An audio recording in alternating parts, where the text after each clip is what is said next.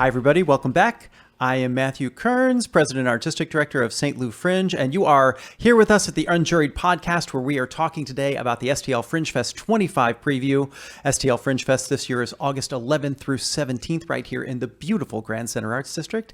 And we are here now with Gloria Mwez. Hello. Hi, so close. Gloria Mwez. Oh, I did it. Almost perfect. Mwez. I just said off camera, I said I really love the way that my mouth explodes with delight when saying your last name.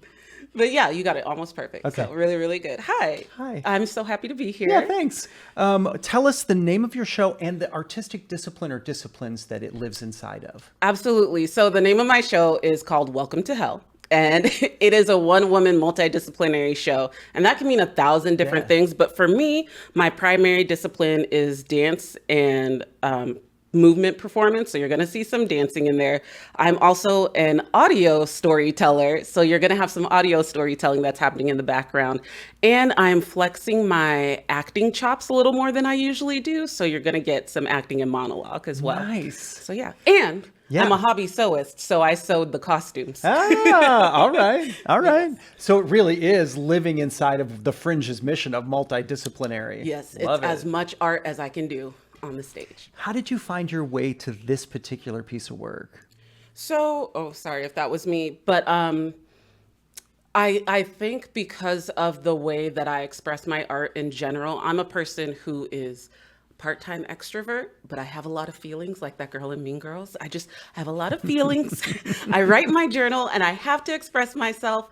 But the best way that I find to do it is through dance and movement. And because I'm a feelings girly and I was feeling so sad and depressed at times and was convinced we are living in hell, I was like, I'd rather laugh than cry. Let me try to create a show that kind of shows the feelings that I have in my journal and make it something that's worth watching. So I started crafting this piece and I knew if there's one place where you can take a new show, it's Fringe. So it's funny. Yes. Because you said laugh and cry. Goal. Okay, good. That is the goal. I know that there are going to be some moments, especially because monologues can get dramatic and it comes from a real feeling of at times a despair. But one of the things that I love for art in front of audiences, at least, is that even if you have that despair or hopeless feeling, there's also that like commiseration that kind of feels like, oh, well, we're all in it. Like, let's deal with it. We're all in this place. So, absolutely. Yeah. So the audience can expect to laugh a little, maybe cry a little. Yes. My goal always is if you paid good money to go see a show, even if you got them for free, and if you left your house, which is a huge daunting task in this day and age, I want you to have enjoyed the experience. That doesn't necessarily mean that you're going to laugh your head off the whole entire time, but you're going to have come away thinking like, oh, I didn't know that I loved modern dance and that I could see something so funny and that I could leave and maybe have something really thoughtful for the next dinner party that I'm at or something. One of my mentors in grad school always said that the perfect piece of performance is like a roller coaster. It has beautiful ups, it has dramatic downs, it has curves and spins. And that's the emotional journey you want the audience to go on. Yes. I've never forgot it. That I like that. I might steal that. Yeah, please do. That is the absolute goal. I think a lot of us as artists, and especially the groups that get together in Fringe, we love each other's artwork. Yeah. We love seeing other artists. Anytime we have available, we'll spend going to indulge in all kinds of artistry. But as an artist living in the world that has to pay rent, you also know you want people to come and see your shows. Yeah. You don't want to bully people into seeing your shows. I don't want to create spaces where people feel a certain kind of elitism because I cannot deliver on that. Yep. But I want people to come and discover a new world for themselves. So yeah, the goal is I want you to have that fun little roller coaster and also just enjoy your evening. Totally. When you were creating this, what's the creative process been like to weave all of those pieces of multidiscipline together? Okay, so this show is on its third iteration because originally, and in the piece that I applied to Fringe with, it is meant for a 4-person cast, and it became a 1-woman show because the first thing I do with pieces outside of my own studio or outside of my own space is I make the budget. It's the not fun part. And one of my big ethos is I will always pay artists for their work. And unfortunately, the budget that I had by the time that I had to start rehearsing wasn't enough to pay artists for enough time that they would need to rehearse with me.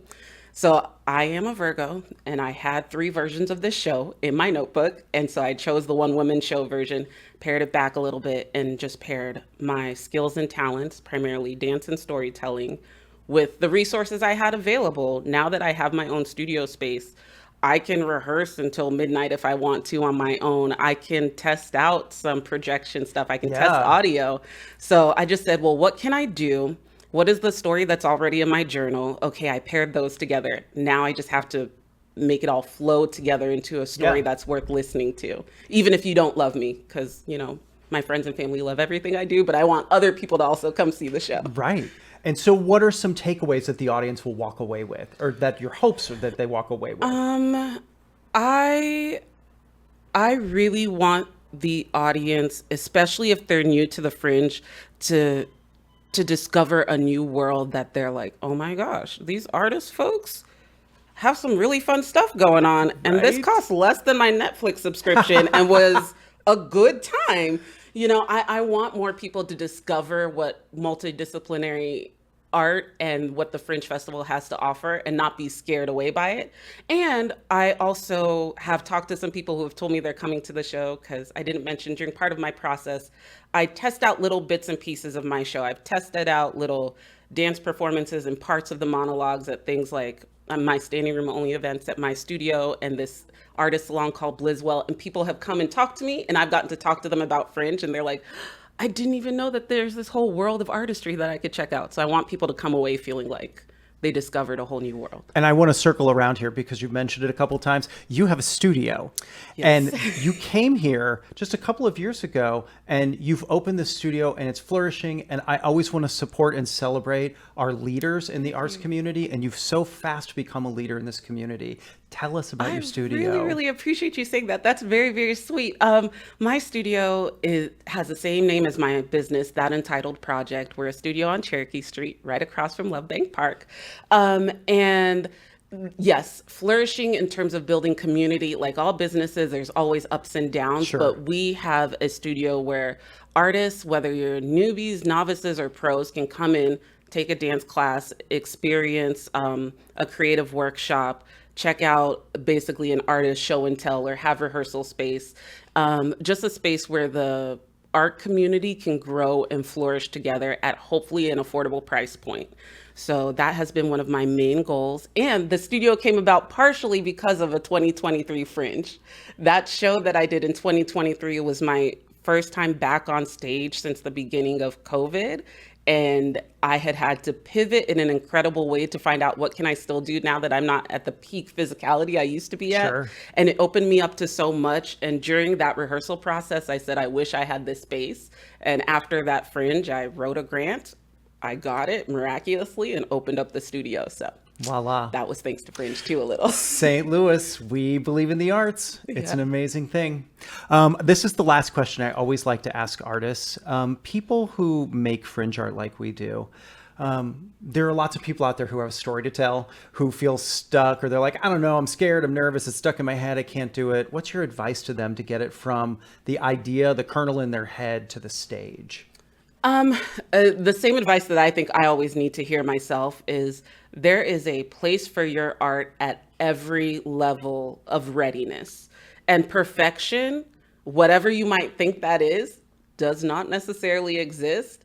And there is somebody next to you with their half-baked idea ready to pour into it, and you might as well pour into yours as well. So maybe you're not ready to perform at Fringe. I think you probably are. Just try it. But maybe you're not ready to get up on a big stage. You can go into a quick open mic. You can try at a cabaret. You can do a little tiny thing, make a video and put it online. Just tap in. There's some place for you to tap in at every level of when you're ready.